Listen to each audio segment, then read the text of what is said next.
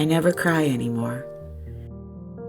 Aging has robbed me of the endless drama that used to be my life and replaced it with some pretty funny jokes and an open heart that draws in the best of humanity like a magnet. Hey, what's your name? Artemis. Hi, how are you? It took some work, but I did it. Apathy was no good, but timeouts were sweet.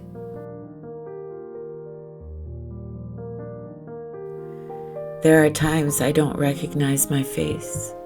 There are times I no longer recognize the world I live in. However, I always recognize the street I live on and the people there who make me whole.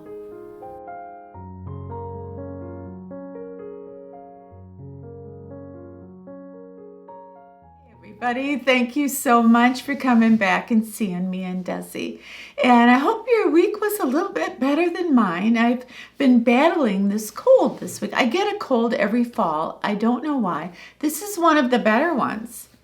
So Desi and I actually got out a little bit yesterday and we walked the woods, and it was really, really nice. I did a tag about 8 years ago when I was very, very sick with a cold in the fall.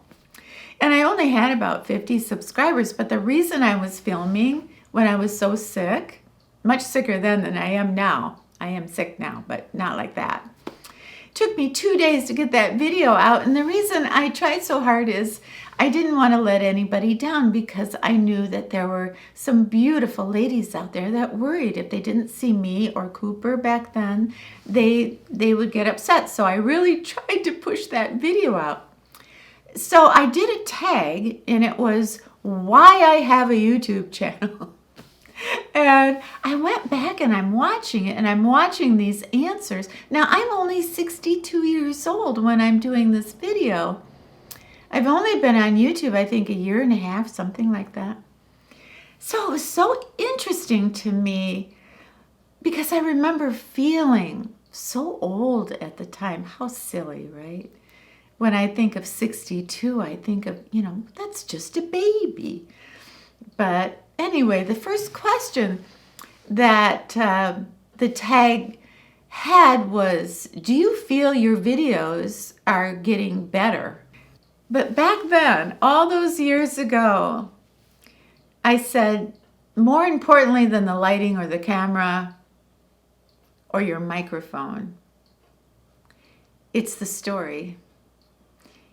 If you have something to say and you believe in it, then none of it matters. Everything else falls away. The most important thing is connecting. The most important thing is communication. And that was something that I understood when I started. And I understand that now. Looking at myself at 62 and knowing that I felt old and I was struggling with that. And then now at 70 and realizing all the things that I thought I would feel at 70 didn't come true.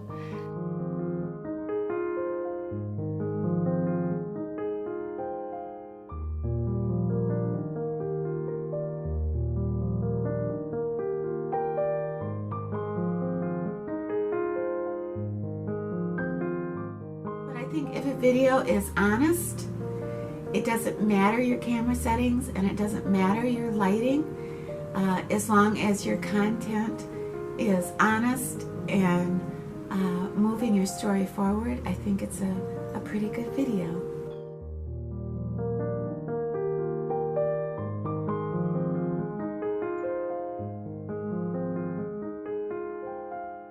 In other words, the memories that I had of my family, the connections that I had with things that I did a long, long time ago when I was very young, those are fading.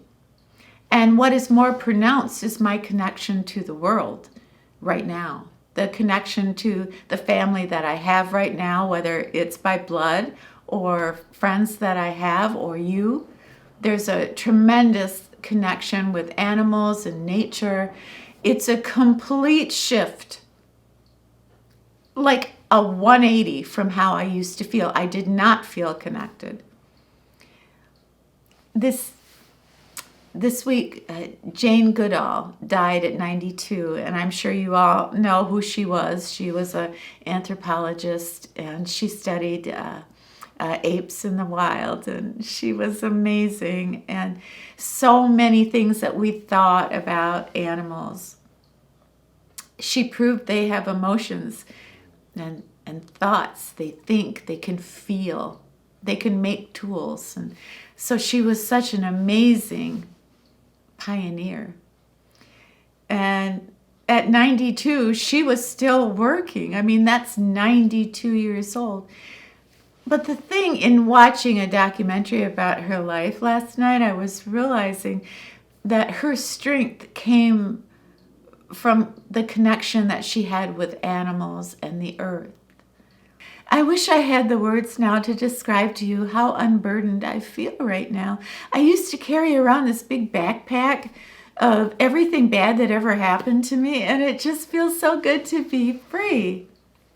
And it isn't just as simple as saying, well, I don't care what people think of me. It's like, it's so way beyond that. I can laugh at myself. And it feels so good in the middle of the day. Instead of taking something so seriously, I can just laugh at the absurdity of something I just said or something I did. And I love that. It feels wonderful. I remember how concerned I was because my skin was so brittle and I had so many wrinkles. And I've showed you pictures before of what my skin looked like. 10 years ago, I was smoking. 10 years ago, I was drinking. I was consuming a lot of sugar and I was under a tremendous amount of stress. And my skin was a disaster. It was so dry, I didn't know what I was going to do. And I found this thing where I could just use rosehip oil or pumpkin seed oil and I could just press it into my skin. And then it brought my skin back alive and it brought my hair back. And I realized that there were things that I could do to slow down the aging process. And I loved that, and it made me feel very powerful. I think sometimes as we get older, some of our sorrow is that we feel we don't control things anymore. And yet we do.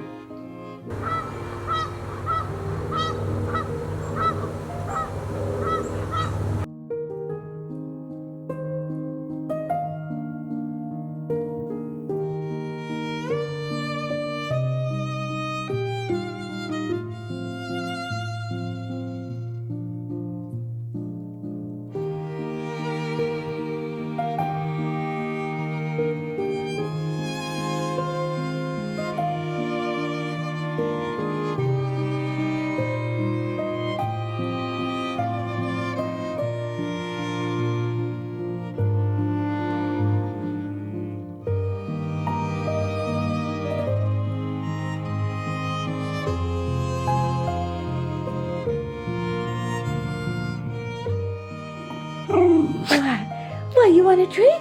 Do you want a treat? There we go. Do you have a calling in life? Do you remember a time in your life where you felt you had to do something no matter what? Maybe it didn't make you any money. Maybe people weren't very supportive of you doing it, but you did it anyway because you felt you had to. You had a calling. This is what you were meant to do. And I feel that I've only had that a couple times in my life. And once was when my grandfather bought me a piano when I was very young, and I felt, this is what I'm supposed to do. I'm supposed to bang on this thing. And even though the family said she'll never learn how to play, it's been with me my whole life. One of the best things that I've done for myself in the last 10 years is buy my piano, the piano that I got about 6 months ago. And that meant a lot to me. But what about you? What about your calling? One of the very last questions that I answer in that old video is, did you start YouTube for the money? Or did you start it to make friends? Or did you start your channel because you felt it was a calling? And I remember when I first started, I had nothing. I've told you this story way too many times. I had $1.47 in my checking account. I had nothing. I had an old camera and I wanted connection. That's why I started. I felt that so many women our age, when they're going through something rough, feel very isolated. And it's hard for us to make friends when we're older. So that's how I felt. I felt I can't be the only one. I can't be the only one going through a divorce and broke or having trouble. There's a lot of us right now that are having tremendous trouble in our lives. And a lot of us feel isolated. And a lot of us feel like there's just nobody listening or nobody who can understand. Or we don't want to burden anybody, so we're not going to tell anybody that we're hurting inside. Do I think it's a calling? No, I don't think it's a calling. When I have that camera in my hands, it feels like magic. I feel like I can create this world where there's no strife and arguing, there's no war, it's just beauty. And it's just us, talking. So it's like creating this world, this place that I can live, where I can survive. And I feel like we all take turns walking each other home. We all learn from each other, and we cry together and we laugh together, and it's something different. It's a way of life. So I wouldn't exactly say it's a calling, but there's a mysterious part of it too. I mean, there are times where I feel I don't know where this is going. Now, I know I'm sick this week and I'm on cold medication, and I know this video will not make a bit of sense, and I understand that. But somehow, I don't like a week to go by and not know how you are. And I can't stand a week to go by without getting in touch with some type of nature and holding that camera in my hands and trying to figure out, what is my purpose? What is the story? Because I know 100% that I haven't done what I'm supposed to do before I leave this earth. And that's a pretty cool thing to realize. I ran into someone who knows me from my channel, and she's a little bit older than I am, and we got to talking, and she said to me, "What do you think is the most important thing a woman can achieve in her life?" And I thought about it, and the only thing I could come up with was peace. That somehow you live your life and you come to this point where inside you feel peaceful and centered, and you have great clarity in what you should do, what you should say, what you want to accomplish, what you want to leave behind. That, I think, to have just this life where you can breathe. Life can be a struggle, and lately it feels like the world is spinning out of control. But I remind myself, I'm not out of control. My world is what I make it. Not to hide or ignore hardship or injustice, but to experience joy, to fully experience happiness, so I can fight another day.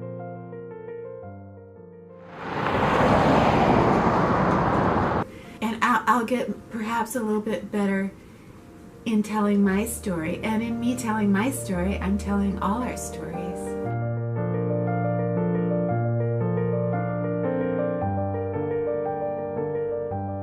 Treat? What's your sneezing for? Please have yourself a happy, safe, brand new week. And when you're done with your week, please come back and see me and Desi, okay? We'll be back. We'll be feeling better and we'll sing. So you gonna come back? Okay. We'll be here. It's a deal.